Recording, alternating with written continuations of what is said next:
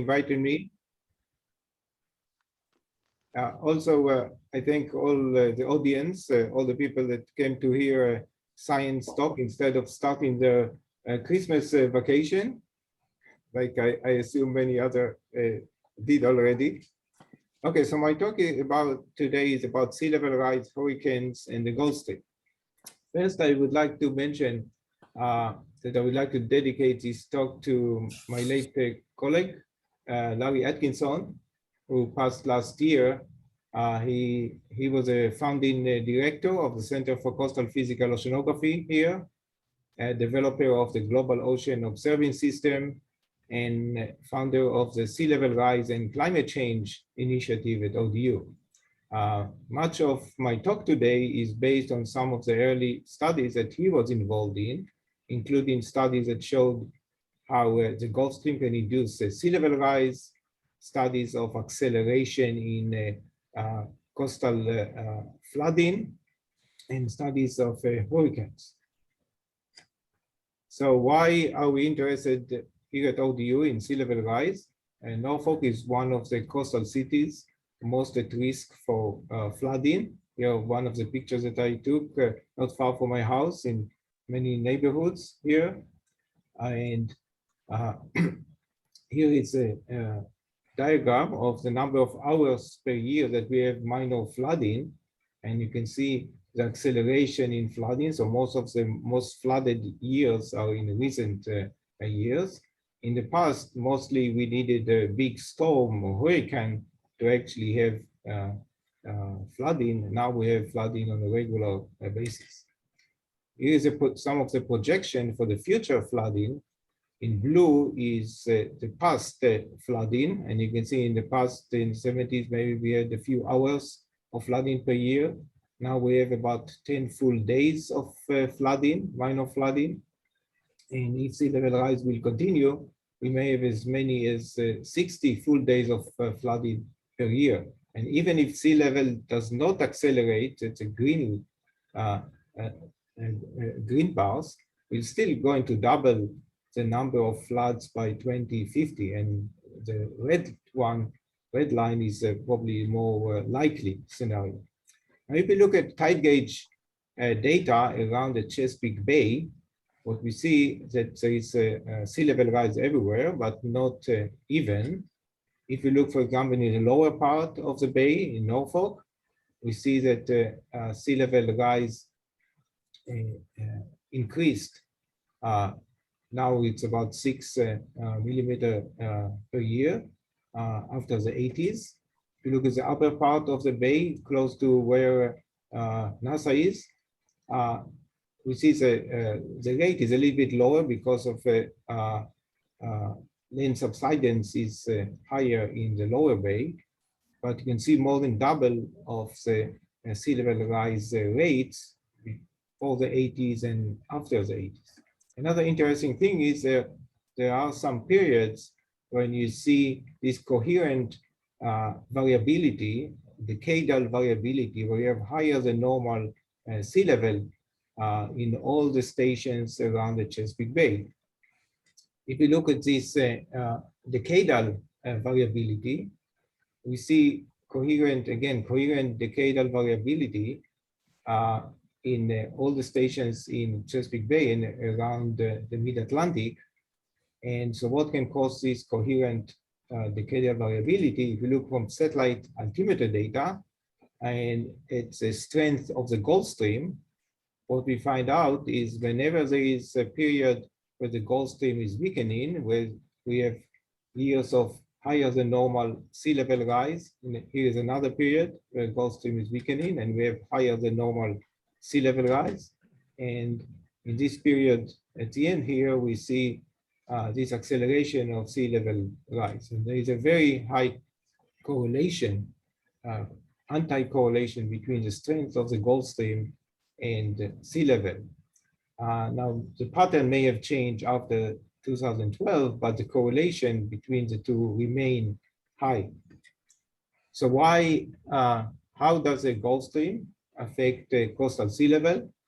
Because of the well-known geostrophy balance, the strength of the Gulf Stream is proportional to the slope. So if we have a large slope, it means that in the Norfolk side or US side, sea level is lower than offshore, let's say Bermuda. What happens if the Gulf Stream slows down? The slope becomes smaller, which means the sea level would rise along the US coast and would fall, let's say, in Bermuda. But we don't care about Bermuda now. Now, why would the Gulf Stream slow down? We have long-term changes due to climate change that may weaken the Atlantic Meridional overturning circulation. We also have short-term variation. We have daily variation in Florida currents, we have seasonal variation, and also there is a seasonality to the hurricane period. So my talk today is about sea level rise. See if I can remove this. I'm trying to remove, I have a bar here that I don't know how to remove it. Do you see it on your screen or not? So my talk today is about sea level rise, hurricanes, and the Gulf Stream. And they're all linked to climate change. So my talk today will focus on a review of recent studies that try to find links between climate change, coastal sea level, hurricanes, and the Gulf Stream. Now, some of the relations are well known. For example, we have the impact of climate change on coastal sea level from the very static impact and water mass and also steric sea level. We also know that sea surface temperature will be warmer, which may affect the intensity and duration of hurricanes. There are also recent studies that show predict a weakening of the Atlantic overturning circulation, and the Gulf Stream is part of it, so the Gulf Stream may slow down. Now, what about the relation between the Gulf Stream and hurricanes? When hurricanes move over the warm water of the Gulf Stream, it may affect their intensity, and this may affect a storm surge. But there are also less known relations. For example, recent studies show that hurricanes can weaken the Gulf Stream. So if hurricanes can weaken the Gulf Stream, the weaker Gulf Stream may cause sea level rise. So we have all these different interesting connections between the four components. So let's start with looking at the relation between hurricanes and coastal sea level. We have short-term storm surge during hurricanes. There's also on other timescales, on seasonal timescales, with seasonal mean sea level and seasonal tides. There is a hurricane season, and we also have seasonal variations in the Gulf Stream. On the long term, we have sea level rise that can increase the impact of hurricanes, because even if storm would not become stronger or more frequent, because if you add to the storm surge the sea level rise, you will get a larger impact. There are also possible climate change that affect hurricane intensity or duration. So here is an example of the storm surges that measured in Norfolk since 1927. And what you see is that during the past, you had sometimes period of 10 or 15 years with no major flooding. But now we have this cluster of storm surges in recent years. And the reason is that now, because of sea level rise, even smaller storms can cause some moderate or major flooding. Now, the largest storm surge happened in 1933. This was a Chesapeake Potomac hurricane. And what happened if the same hurricane would come today with sea level rise? So with sea level rise, if the same storm happened today, you'll see that we'll have storm surge that is much, much larger than anything that we have seen in the past. In addition, there are some signs of decadal pattern of storm surges. So here are some examples of different hurricanes that pass through the region and some of the flooding that caused most of the picture. I took most of the pictures.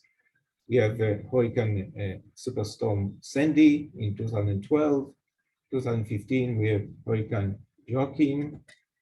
In 2016, we have Hurricane Matthew that caused considerable flooding.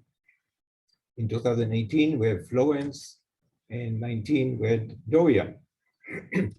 Now, what's common to all these storms, none of them actually made landfall near the flooded area. So there is some remote influence of the hurricanes. All also happened in September, October, and we'll see how this may relate to the seasonal sea level. So if we look at the seasonality of hurricanes, the peak hurricane season is in mid-September.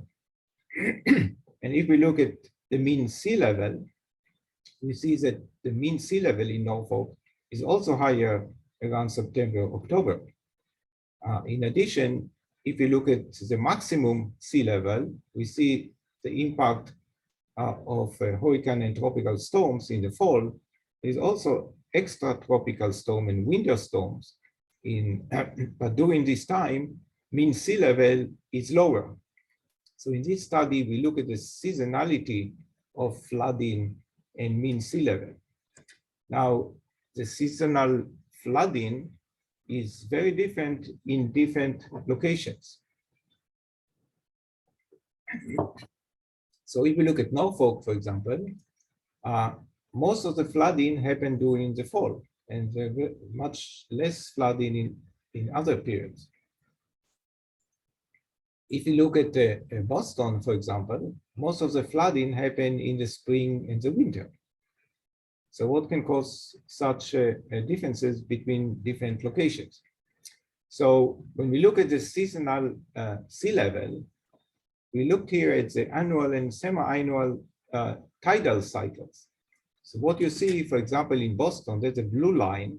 The blue solid line is tides, the annual and semi-annual tides. And you can see you have maximum around in the spring. On the other hand, and you see very high correlation between the seasonal tidal cycle and mean sea level. The green line is Norfolk. In Norfolk, you also have high correlation between the two. But you see that the tides, the annual tides, even though it's maximum in September, if you look at the mean sea level in September, there is additional contribution that is not besides the annual tides. So what can be the additional contribution? We think that it may be the variations in the Gulf Stream. So when we look at the seasonal variations in the Gulf Stream increased its transport. This is measurements from the cable data at the Florida Strait.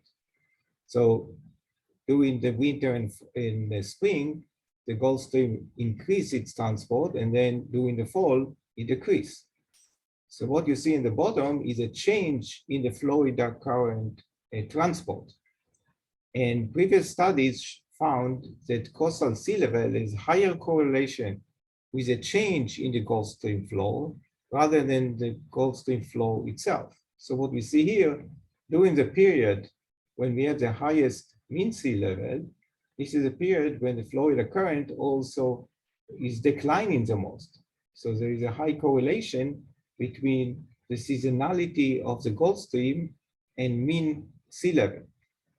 And on the other hand, during the winter, when the Florida current increase, we have lower sea level, mean sea level. So we have contribution both from the tides and the Gulf Stream.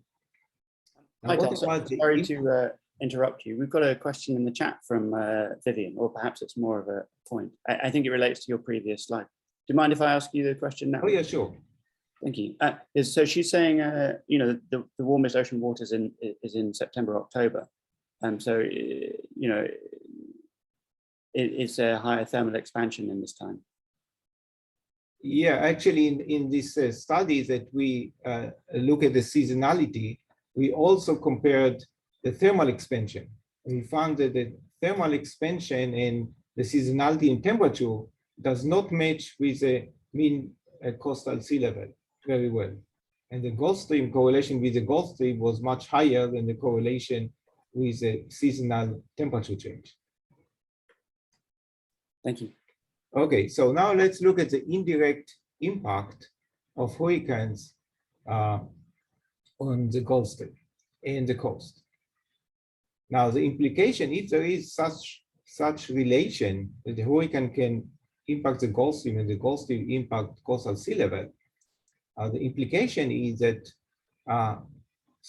if we have offshore storms that do not make landfall, then we still have some effect on coastal sea level indirectly through the action of the Gulf Stream. So here are some examples of the impact of tropical storms in this area. So here are tracks of several storms that impact the area. The first one is Hurricane Isabel in 2003. This is a track of Hurricane Isabel, which went perpendicular to the coast. And this was the second highest storm surge in this area. So there was a storm surge of about 1.5 meters, but it lasted only for a few hours. On the other hand, if you look at another more recent hurricane, this is Hurricane Joaquin in 2015, the hurricane actually stayed offshore for a long period of time without making landfall. And during this period, we have seen about 2 weeks of flooding in Norfolk almost every high tide. And the question is why we see these 2 weeks of flooding when the hurricane was quite far away from the coast. So if we look closely, so this is the sea level in Norfolk, and this is a period of flooding where I took this picture. But if we look at the Florida current observed transport, you see how the transport decreased from about 40 sphere a few weeks before the hurricane to 22 or 23 or so. And during this period where we had the high water level in Norfolk, we also had a decrease in the Florida current. So the assumption is that the hurricane, even though it stayed offshore, it's affected the Florida current, reducing its transport, and eventually the weaker Gulf Stream caused higher sea level. Another case was Hurricane Matthew in 2016, had a similar impact. So we saw this long period of flooding almost every high tide.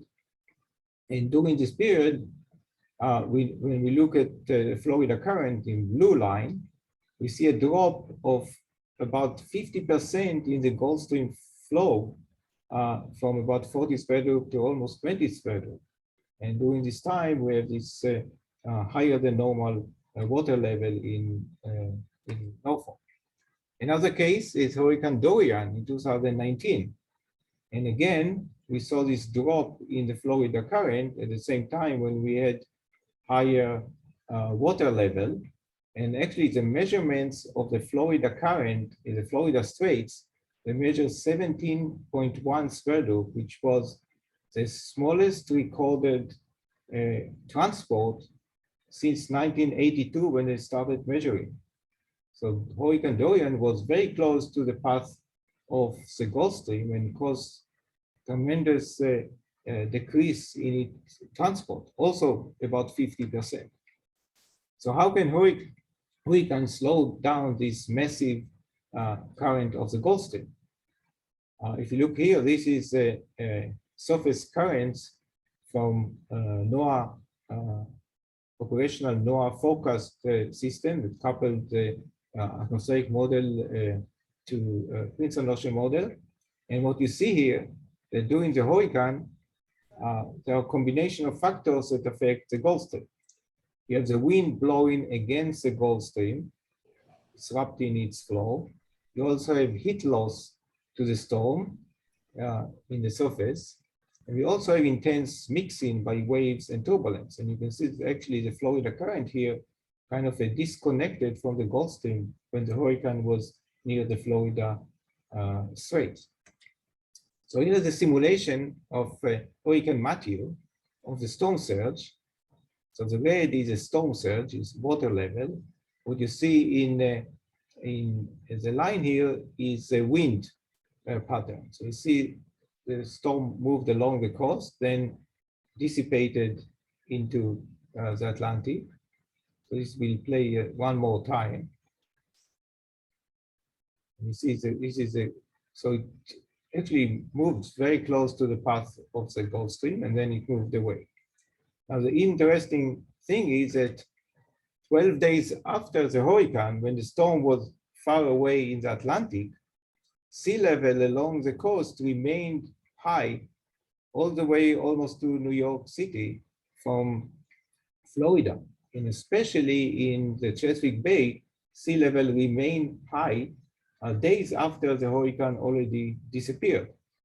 And this had consequences because we had, for example, a lot of flooding also by rain, and the rain that flooded the Virginia Beach, for example, could not be drained because sea level remained high. So we look if we can see in altimeter data similar pattern, and here is a altimeter sea surface height anomaly a week before the storm, and you see all these eddies, but you don't see clear pattern.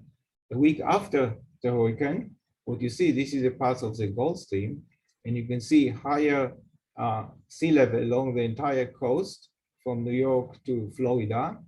You also see sea level change along the path of the Gulf Stream, which indicated that the Gulf Stream was weakening. So we wanted to know how does the path of the hurricane impact the coastal sea level. So what we did some numerical simulations. So here is the track of Hurricane Matthew. And then what we did in the numerical simulation, we moved the track of the hurricane as much as 700 kilometers away from the coast. And we want to see if the hurricane will still have impact on the Gulf Stream. So when we plot here, this is the Gulf Stream strength for all these different tracks. And what you see in all cases, you see during the hurricane, very sharp drop in the strength of the Gulf Stream, but then it remained weak for several weeks after the storm disappeared in all cases. And it's interesting that the largest Gulf Stream decline when the hurricane was actually about 700 kilometers away from the coast. So, so in all cases, as long as the storm is somewhere east of the Gulf Stream, it has this long-term impact. Now, similar pattern we found in Hurricane Dorian. So this is a study about the long-term impact of Hurricane Dorian in 2019, based on altimeter data. So this is a path of Hurricane Dorian, again, along the Gulf Stream path. There were also two smaller storms that follow. And again, you see the disruption to the surface flow because of the hurricane. And when we look at the strength of the Gulf Stream in the South Atlantic bight, where the hurricane was very close to the coast, you see the sharp drop of 50% when the Gulf Stream weakened very fast. But then over the next weeks, it slowly recovered, but it takes a long time to recover. On the other hand, if you look at the mid-Atlantic bight, the weakening in the mid-Atlantic bight started downstream later and continue weakening. So what we have here is a case where south of Cape Hatteras, the Gulf Stream starts to get stronger, while north of Cape Hatteras, the Gulf Stream is still weakening. And there are several recent studies that found this disconnect between the area north of Cape Hatteras and south of Cape Hatteras, where they actually move in different directions. So there is some kind of a different dynamics in the mid-Atlantic bight and the South Atlantic bight. So if you look at a sea level anomaly along the coast. So what you see is a Hofmöller diagram, the function of time. So this is coastal sea level, function of time, and location along the coast, different latitudes. So here is the hurricane Dorian, and you see that after the hurricane, the red color marked all the time when coastal sea level was higher than normal. So there was higher anomaly most of the time. They start to recover only many weeks after the hurricane. Now, if you look now at the velocity anomaly along the Gulf Stream path, so this is the distance from South Florida, from the location of the hurricane, along the path of the Gulf Stream. So we see very strong weakening of the Gulf Stream during the hurricane, but then you see this propagation. So you see the impact of the hurricane some 2 months later and 4,000 kilometers downstream. And the advection period of this signal is about 1 meter per second. Excuse me. So this is comparable to the flow of the Gulf Stream. There's also slower propagation of signal in the South Atlantic bight that we think relate to some baroclinic features. Now, the last part of my talk will involve the impact of climate change on the Gulf Stream. So for this part of the talk, we use reconstruction, sea level reconstruction for 116 years, all the way from 1900. This is a reconstruction developed by my colleague Sonke Danderjov. And so we want to see how useful this long-term sea level reconstruction is to study dynamic changes. So here are 2 recent papers that look at the sea level reconstruction and how it can indicate climatic change in ocean dynamics, especially impact on the Gulf Stream and impact on coastal sea level.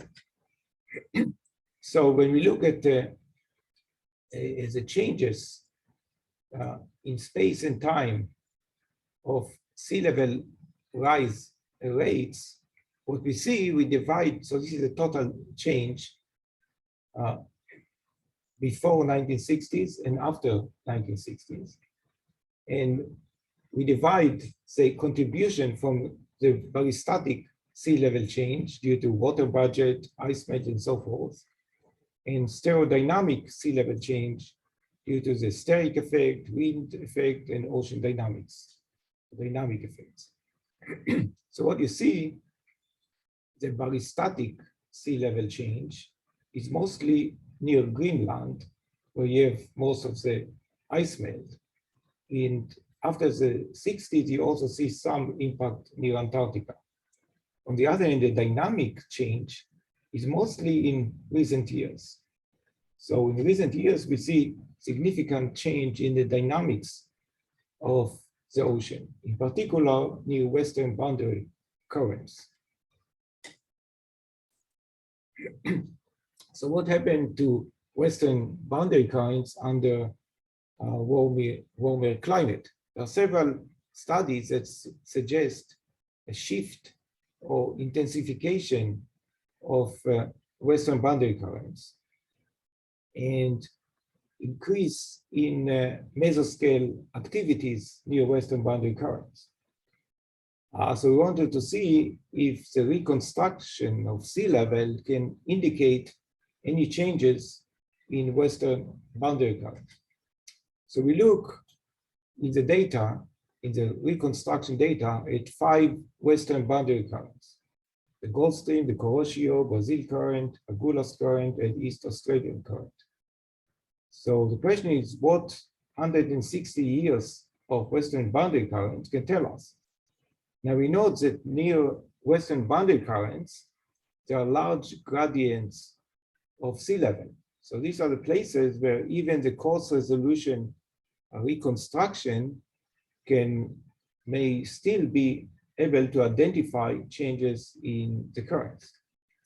So when we look at the overall kinetic energy over the 5 regions of western boundary current, we see something interesting, that almost all of them have this increase in surface kinetic energy by about 24% per century. Now, the question is, does it relate to change in the wind?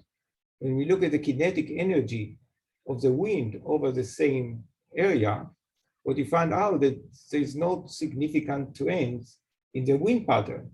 In fact, in the northern hemisphere, there is a decrease in the wind kinetic energy.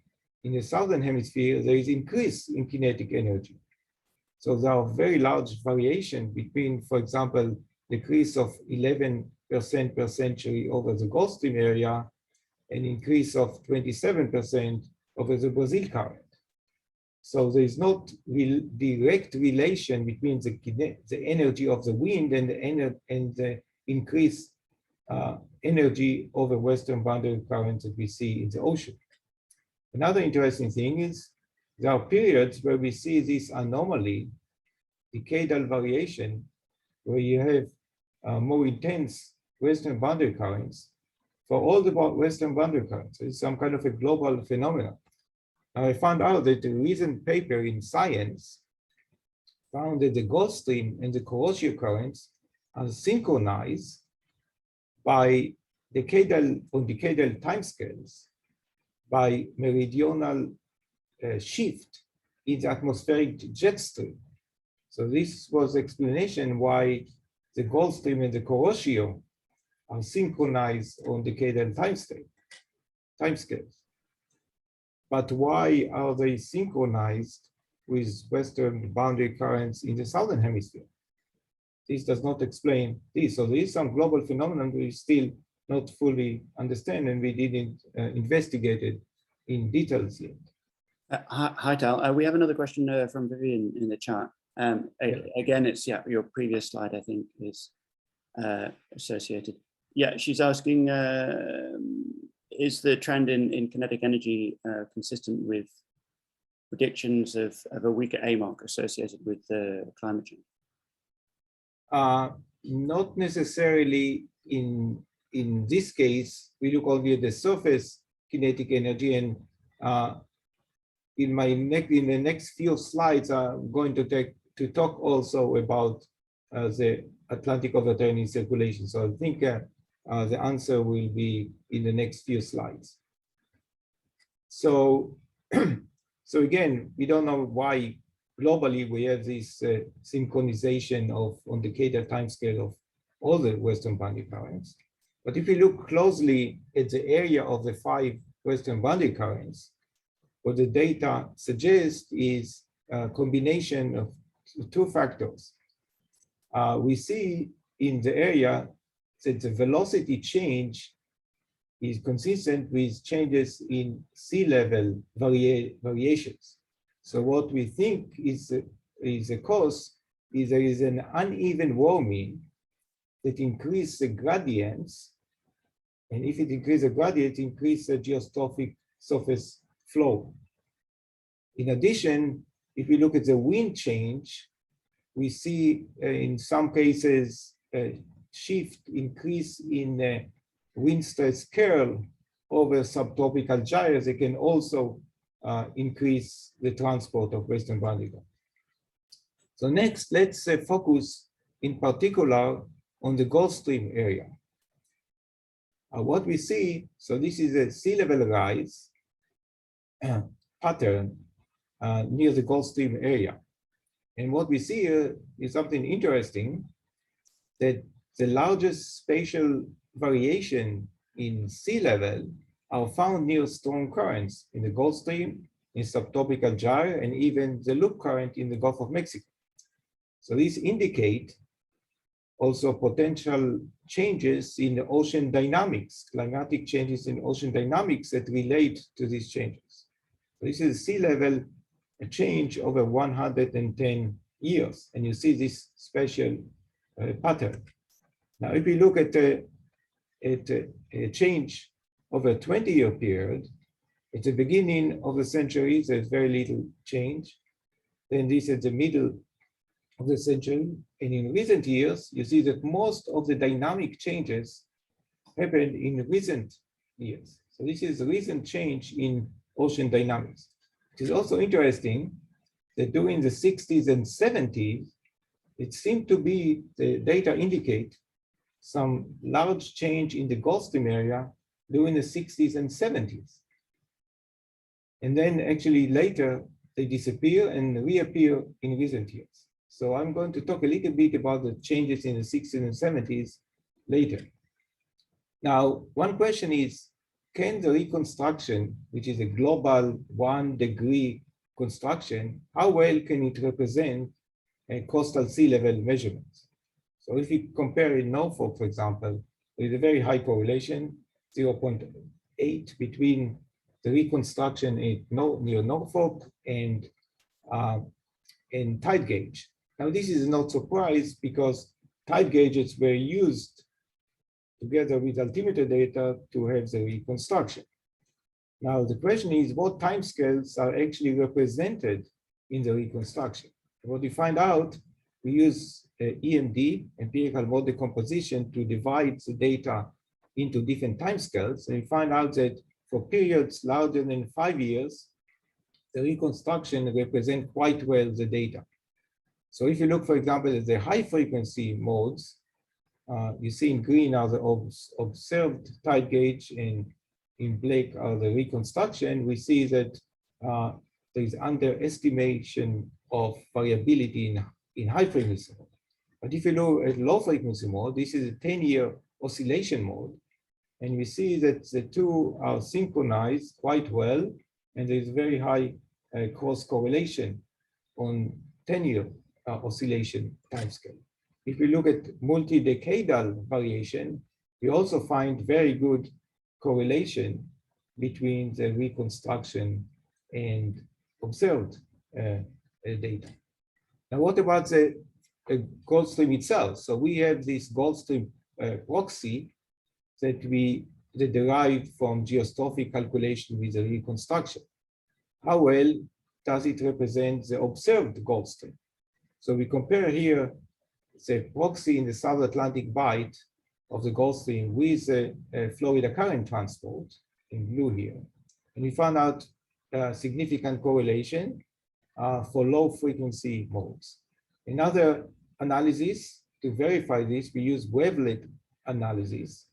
So this is the coherency of Florida current and the reconstruction, and we find again that for periods, so this is the area of significance, for periods between 3 and 10 years, we see very high coherence between the reconstructed Gulf Stream and the Florida current.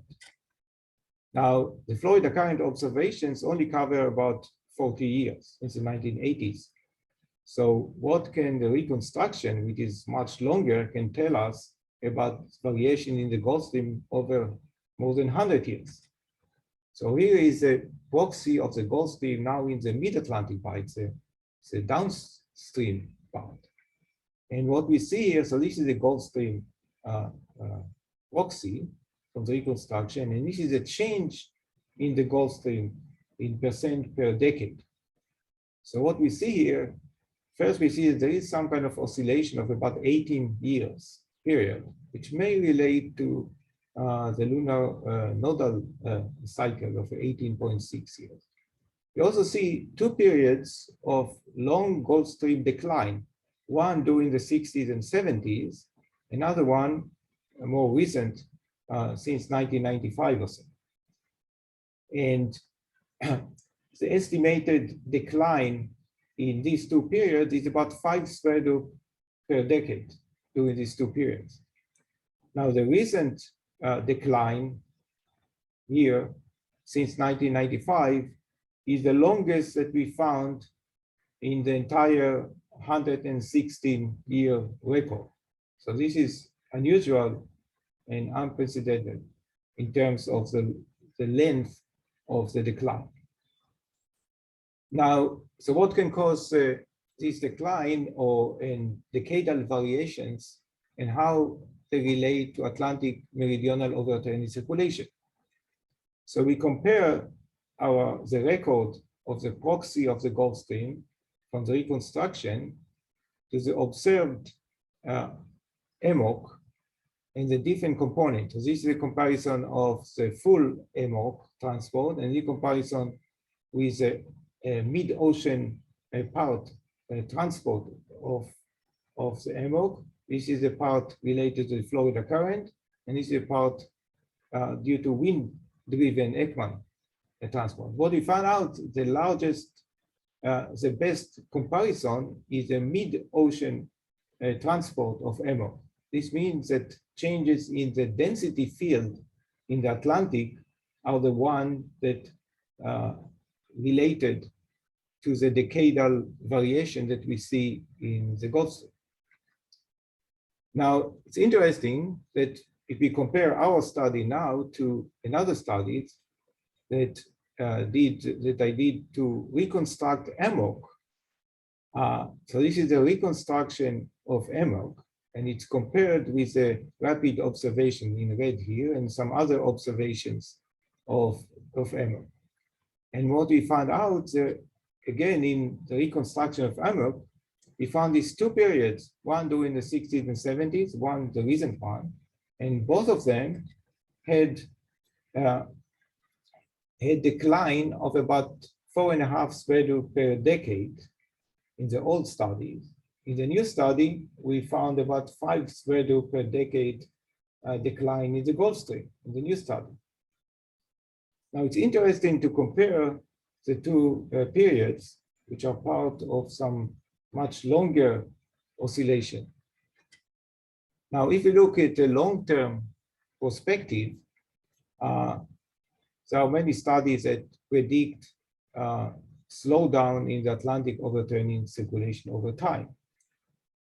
Now, on top of this long-term decline, what are the dynamic links between the Atlantic overturning circulation, the Gulf Stream, and coastal sea level?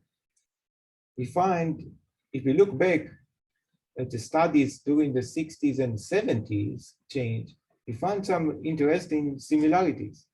For example, this study by Sid Levitus from the 1989, he compared the climatology of the 1970s to the 1950s, and he found out that the subarctic gyre had higher temperature, but the subtropical gyre had lower temperature. So there was some change in the between the 50s and the 70s in the density field in the Atlantic. Another study that used the same data found that the Gulf Stream was some 30 SVEDU weaker in the 1970s compared to the 50s. So there was a decline in the Gulf Stream.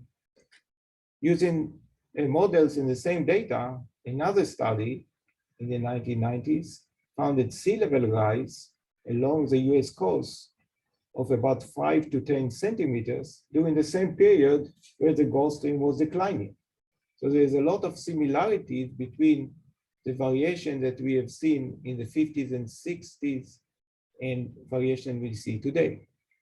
So what we can conclude that past and recent studies all suggest that coastal sea level rise is connected with Atlantic temperature or density change, as well as changes in the Gulf Stream in slowdown.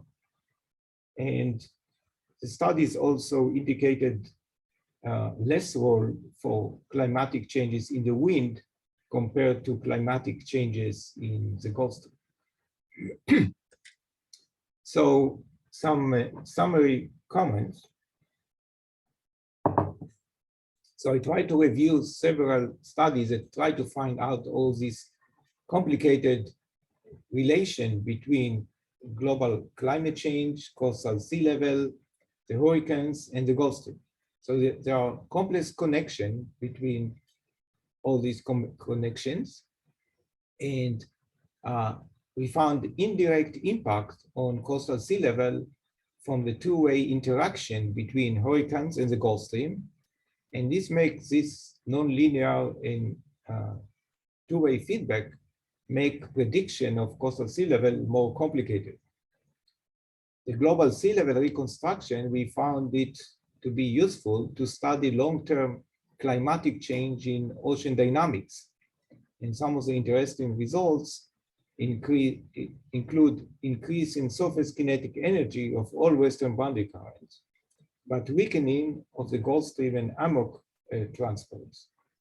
We also need higher resolution sea level reconstruction to get better results, especially on ocean currents. And we also need some ways to include remote forcing in prediction of coastal sea level and flooding. So better understanding of all these relations would help us to have better predictive models. So with this, I say Merry Christmas and Happy New Year to all of you. And if you are interested in some of the papers that I mentioned, you can get access through this link. If you have any questions, I'll be happy to answer. Thank you. Thank you, Tal. That was fascinating. Do we have any? I see Alan is clapping. Do we have any other? Do we have any questions for anyone? I have a question. Yes, please. Tal, this is a great talk. Thanks. Really interesting. What you see though is the sort of 40-year oscillation of this phenomenon of the weakening Gulf Stream, right? And at this point, we seem to come out of the deepest part of it. Does that mean that over the next 20, 30 years, we will see sort of a little bit of less of an effect and less flooding, and then because exacerbated by climate change, an even deeper drop in the Gulf Stream weakening?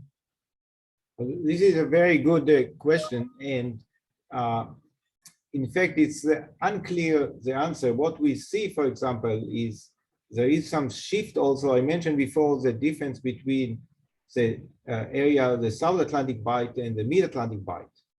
And there are some recent studies that show that until a few years ago, the Mid-Atlantic Bight was called the hotspot for accelerated sea level rise, while south of Cape Hatteras, there was less. And now there is actually a kind of a shift in the hotspot where along the coast of Florida and Miami and South Florida, we have this huge increase in sea level rise, while maybe there is a little bit of slowdown north of Cape Hatteras. So there is this kind of a seesaw between the two regions. So I think we need more kind of a regional study to see the difference between different regions. So we cannot say that the entire US East Coast will experience what it will experience in the next 10 years or so. So it's much more complicated. But there will be a little bit of a bounce back. Yeah, it could be. Yeah, we see some a little bit slowdown in the acceleration north of Cape Hatteras, but increase acceleration south of Cape Hatteras in the last decade or so, or less than a decade. Okay. Thanks.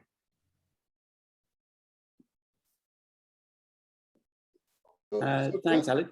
Do we have any further questions? Yeah, Alan has one. So I find it fascinating, Tal, of the correlation between the strength of the Gulf Stream and flooding in Norfolk with the geostrophic balance, et cetera, et cetera.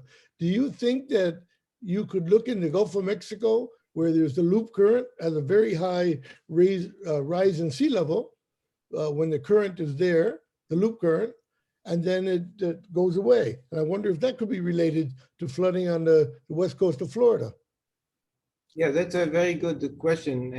I assume that there is some similar phenomenon in the Gulf of Mexico, but we haven't looked at it yet. There is a difference that along the coast of Florida until in the Carolinas, the Gulf Stream is very close, relatively close to the coast.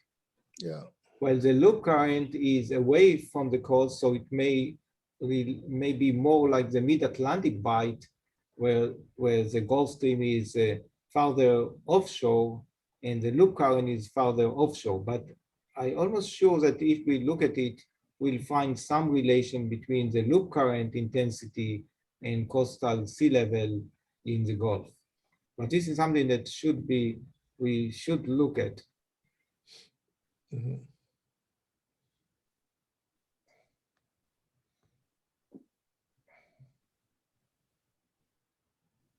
Any other questions?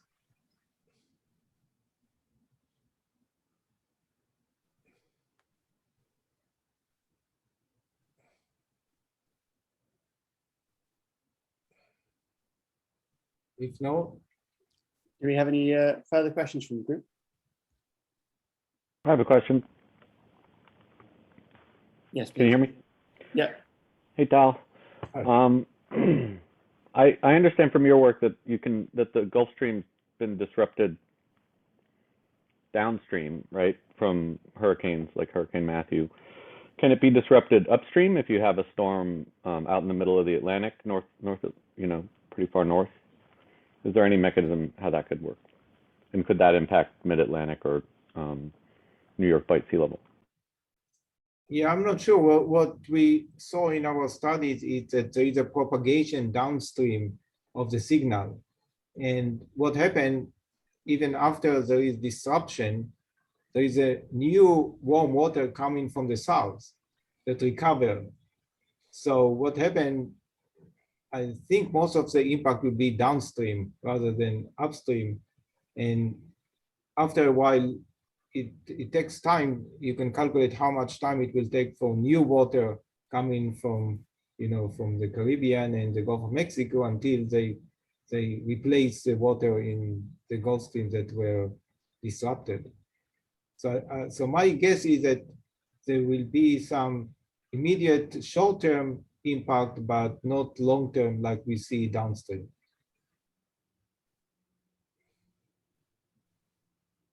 Thanks. Any other questions?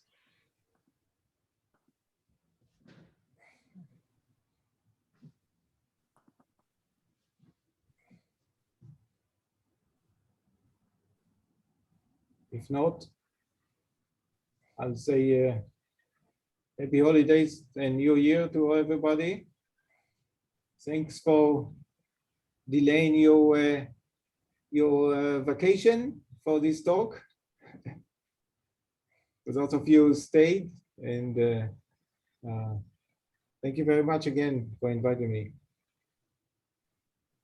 Thanks ever so much, Tal. Thanks everyone for joining us just before your holiday. Thank you for your recent question, Philip. Okay, bye everyone. Oh, bye everyone.